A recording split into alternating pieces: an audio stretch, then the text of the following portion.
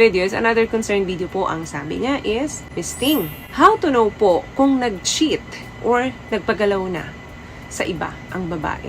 Pakiramdam ko kasi may milagro ng ginagawa ang GF ko. Okay, yung mga pag-uusapan po natin dito ng mga senyales is only maybe. Meaning, hindi tayo sigurado na 100%.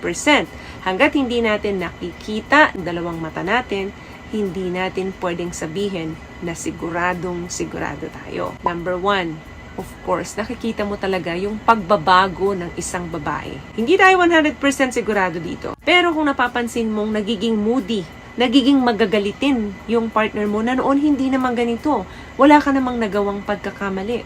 Basta na lang nagsusungit, nagiging mailap sa'yo na dati naman ay malambing, pwedeng senyales ito. Meron siyang ibang nagugustuhan at napupunta sa iba yung atensyon niya. Yung tipong bigla-bigla na lang may mga random fights kayo. Mga bagay na hindi niyo naman pinag-aawayan dati, ngayon pinapatulan niya na. Mapapansin mo talaga na nag-iba na talaga siya. Pangalawang senyales, hindi lang yung kanyang pag-ugali ang nagbabago. Even ang kanyang body language. Mapapansin mo sa kanya na kapag kausap mo siya, hindi siya tumitingin sa'yo direkta. Yes, mabilis siyang mairita, malikot ang mata niya, lahat tinitingnan niya, except you. Tingnan ka man yan, pero kulang na ang eye contact niya sa'yo. Mapapansin mo sa kanya, magalaw yung katawan niya, magalaw yung mga kamay niya. Akala mo nangangati siya or hindi siya mapakali sa tuwing magkausap kayo. Kapag may mga tinatanong ka sa kanya at sumasagot siya, malikot ang katawan niya. That means, hindi siya mapakali, posibleng, nagsasabi siya na hindi totoo sa'yo.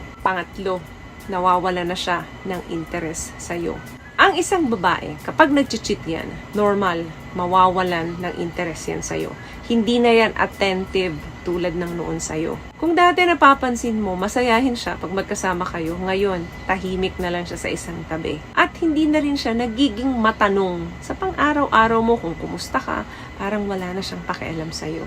In other words, nagiging distant na sa'yo ang isang babae. Kung noon, kapag nakikita niyang stress ka, tatanungin ka agad niya kung kumusta ang araw mo, kumusta sa trabaho mo. Ngayon, hindi niya na mapapansin yon. Kasi nga, wala na yung attention niya sa'yo. Possible na kapag ganito ang babae, may iniisip ng iba yan. But again, hindi ko po ibinibigyan ito ng 100% na tumpak. Madalas, ini-ignore ka na rin yan at nakafocus na lang siya sa kanyang sarili para maprotektahan niya ang kanyang emotions. Or sinusuppress yung feelings of guilt every time na magkasama kayo. Another thing, busy all the time.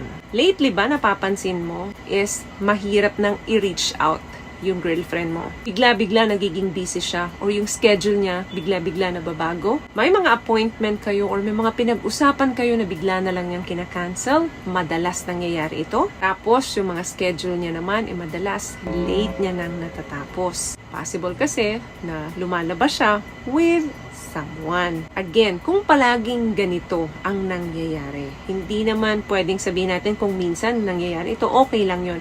Pero kung madalas na ito nangyayari sa inyo, posibleng may pinagkakainteresan ng iba yan. Kaya dapat kausapin mo na siya habang maaga pa. What I love about this product, itong No More Dark Secret ng K-Skin, bukod sa may advanced whitening na siya na kung saan pwede niyang matulungan na pumuti yung mga singit-singit mo, moisturizing, meron siyang anti-irritation, antibacterial, maintain healthy pH level. Hindi lang pambabae, meron din po tayong pang lalaki. Another thing, masyado na siyang protective sa kanyang telepono. Yung tipong hindi niya maiwan ng telepono niya kasi nandyan ka. Yung tipong kahit saan siya magpunta, bit-bit niya ang telepono niya. Of course, kapag nag-cheat ang babae or isang lalaki, nag-uumpisa lahat yan sa telepono. Then, very, very hesitant siya na makita mo ang kanyang telepono. Importante po ang privacy sa atin, yung mga password, importante na sa inyo lang yan. Pwede rin naman i-share ninyo, pero kung di kayo comfortable, pwedeng sa inyo lang yan. Hindi naman ibig sabihin nun may ginagawa na kayong masama. Pero kung nagre-request ka na pwede bang masilip ang phone mo at nakita mo super defensive siya, to the point na inaaway ka na niya, red flag yan na posibleng may tinatago siya sa telepono niya. Another thing, masyado siyang nakafocus sa kanyang appearance. Dati, okay lang yung simpleng pulbo, lipstick. Ngayon, todo ang kanyang pag-aayos. May mga sudden makeover siya, simula ulo hanggang paa. Pwedeng senyales siya ng cheating, lalo na kung hindi mo naman nararamdaman na para sa'yo yung pagpapaganda at pagpapasexy niya. Walang masama kung masyado mong inaalagaan ang sarili mo. Lalo na kung para sa'yo ito at para sa partner mo. Pero kung medyo drastic or masyadong mabilis yung kanyang pagbabago, may specific reason yan. Kailangan tanungin mo siya ng palambing para makuha mo yung tamang sagot. Baka naman kasi gusto niya lang talaga magpaganda para sa sarili niya at para sa'yo. Pero kung sumagot siya ng pagalit or defensive, red flag yan. Mapapansin mo din, nagbabago yung hygiene routine niyan. Nagbabago yung pabango. Kung dati, isang beses lang naliligo isang araw, ngayon nagiging 2 beses na. Last one, ito very obvious to. Ayaw na niyang makipag-es sa'yo. Wala nang gana yan sa'yo. Wala nang kaamor-amor yan sa'yo pagdating sa ganitong usapin. Now, kung palagi niya itong ginagawa, of course, possible na sinisave niya yung sarili niya sa iba. Wala namang masamang tumanggi lalo na kung pagod ang katawan, pagod ang isip.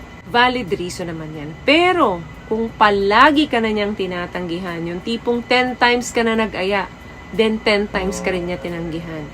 Red flag yan, na posibleng nire-reserba niya ang sarili niya para sa iba. Dati naman, regular ang pag-SEX nyo. Bakit ngayon biglang ayaw niya na? Hindi naman po, porket ayaw makipagtalik sa inyo ng mga partner ninyo, that means nag-cheat na siya. Possible na mababa ang kanyang S-drive or wala talaga siya sa mood. So, the best thing talaga is kailangan mo siyang kausapin kasi baka may nangyayari na sa kanya na kailangan na ng tulong mo. Kapag nakikita mo ng mga senyales nito sa kapartner mo, better na kausapin mo na siya ng mas maaga. Huwag kang mag-overthink or mag-isip ng kung ano pang dahilan.